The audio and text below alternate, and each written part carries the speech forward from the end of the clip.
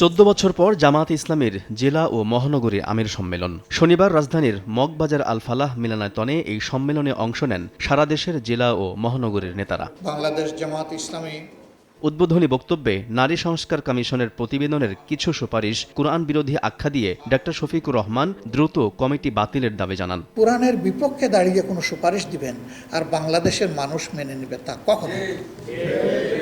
এই জন্য আমরা ওই রিপোর্ট প্রত্যাখ্যান করিনি, আমরা ওই কমিটিকে প্রত্যাখ্যান করেছি। ওই কমিটিই বাতিল করতে হবে। কমিটি শেষ তো রিপোর্টও শেষ। সুষ্ঠু ও বস্তুনিষ্ঠ নির্বাচনের জন্য জাতি অপেক্ষা করছে জানিয়ে আগামী বছরের ফেব্রুয়ারি থেকে এপ্রিলের মধ্যে নির্বাচন দেওয়ার দাবি জানান জামায়াত আমির। আমরা মনে করি সরকারের ঘোষিত সময়ের ভিতরে সংস্কার সাধন করে নির্বাচন সম্ভব। এর জন্য দুটি সময়কে আমরা উপযুক্ত মনে করি। একটি হচ্ছে ফেব্রুয়ারি মাস সোজা শুরু হওয়ার আগে,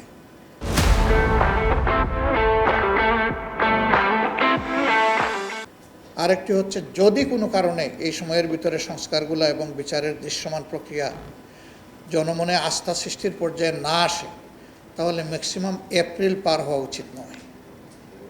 কারণ এরপরে আবার কুরবানি আছে, এরপরে ঝড় বৃষ্টি বাদল বন্যা দুর্যোগ, এগুলো আমাদের জাতীয় জীবনের অংশ।